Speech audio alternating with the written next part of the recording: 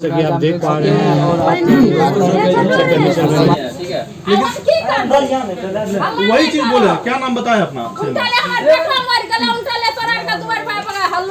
हल्ला चाची करें दरवाजे अब ताला लगा दीजिए। वही ना नमस्कार, आप खबर 247 देख रहे हैं। इस समय हम हैं अररिया के दौरे पर। अररिया में जो हॉटेस्ट टॉपिक चल रहा है इस समय, बहुत ही मुद्दा गर्माता जा रहा है आरती और छोटू के प्रेम प्रसंग का। इस संबंध में हम लगातार इनसे बात कर ही रहे हैं। हमारे साथ आए हुए व्यक्ति है और ऐसे मामलों के जानकार हमारे साथ दो और व्यक्ति जुड़े हुए हैं। इनको हमने देखा है कि ये अलग अलग न्यूज़ चैनलों पर अपना इंटरव्यू दे रहे थे। इनसे भी हमारा सवाल रहेगा आगे, लेकिन सबसे पहला सवाल आपसे है, चूँकि आप इस मामले को काफ़ी करीब से देख रहे हैं।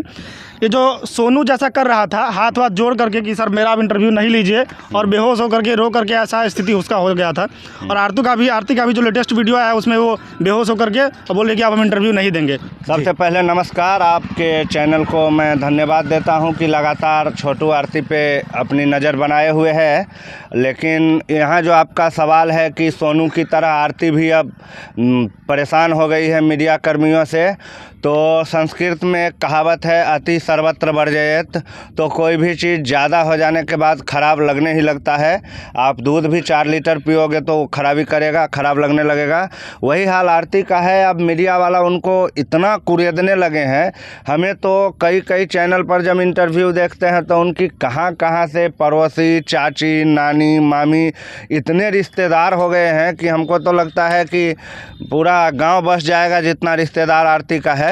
और परेशानी की जहां तक बात रही, तो कोई भी आदमी शुरू में अपने से उस आग में कूदता है, मीडिया के आग में, और जब मीडिया की आग उन्हें जलाने लगती है तो परेशानी होना स्वाभाविक है।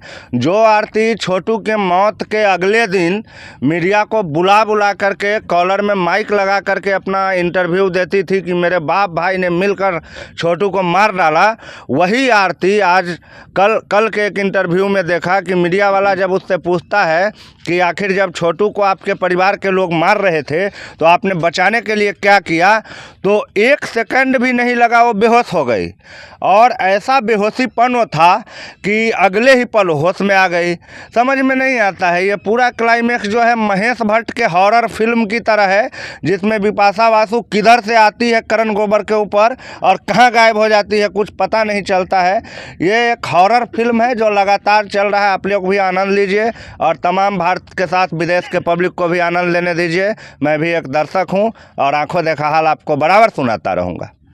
अच्छा, इस मैटर में जो छोटू है जिसकी हत्या हुई है, उसके परिवार को न्याय मिलना चाहिए। उस आरती को न्याय क्यों मिलना चाहिए और उसे वो न्याय के लिए क्यों लड़ रही है? क्योंकि परिवार ने खोया है अपना बेटा जी। FIR उसको करना चाहिए, न्याय उसे मिलनी चाहिए जी। लेकिन आरती को किस तरह का न्याय चाहिए? आरती को न्याय चाहिए, शायद वो सुप्रीम कोर्ट या हाई कोर्ट या जो भी वहाँ के प्रशासन है उनसे आरती की उम्मीद है कि उनका प्रेमी मारा गया है, जो उनके परिवार के लोगों के द्वारा ही मारा गया है अभी तक के जानकारी के मुताबिक। तो उन्हें उसके एवज में कम से कम 25 लाख रुपया और एक गवर्नमेंट जॉब, जैसा आमतौर पर होता है कि कोई बहुत बड़ा सरकारी आदमी, सैनिक हो या कोई पोस्टेड आदमी हो, उनकी मृत्यु के बाद उनके परिवार को राहत पैकेज और जॉब मिलता है, वही आरती को चाहिए। आरती को चाहिए गवर्नमेंट जॉब और 25 लाख रुपया। सही मायने में अगर बात को पूछा जाए तो आरती को चाहिए, तो परिवार को क्या चाहिए फिर? परिवार को चाहिए कि जिन लोगों ने मारा है उन्हें कानून पकड़े और सज़ा दिलवाए।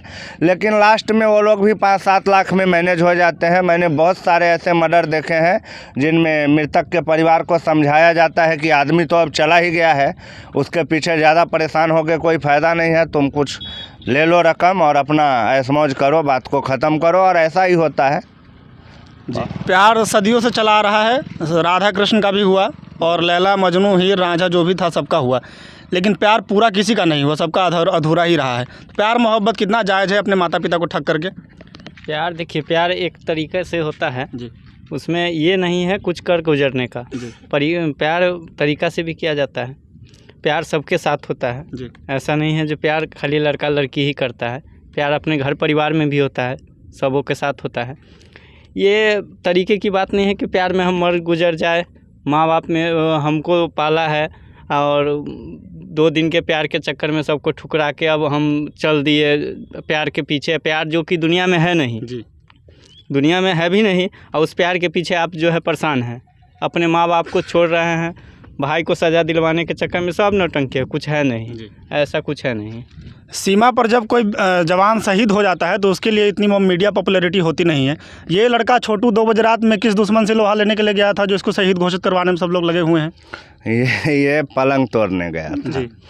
और पलंग तोड़ना और पाकिस्तान के आतंकवादियों को मारना भारत के जो तथाकथित मीडिया वर्ग हैं उनके लिए बराबर का काम है। और आपने अभी उनसे सवाल पूछा कि प्यार प्यार प्यार, ये सुनते सुनते ना मैं पागल हो गया हूँ। प्यार क्या चीज़ है? प्यार सिर्फ 3 मिनट के लिए होता है, गर्मी ख़त्म, रिश्ता ख़त्म।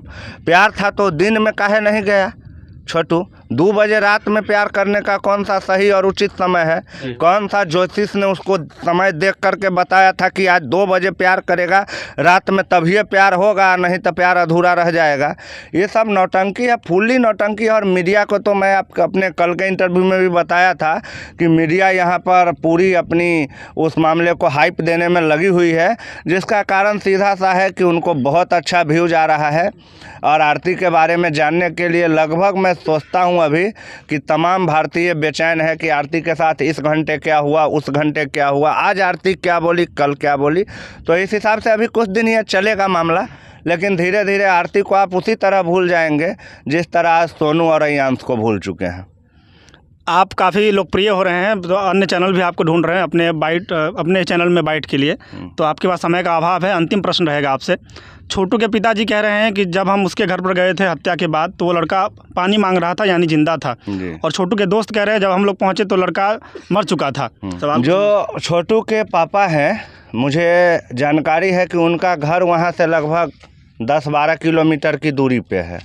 तो मैं नहीं समझता कि जब छोटू को मारा जाने लगा होगा तो उसकी आवाज़ उनके पापा तक पहुंच गई होगी और वो आ गए होंगे। ये टोटल स्क्रिप्टेड कहानी है। छोटू को बुलाती कौन है?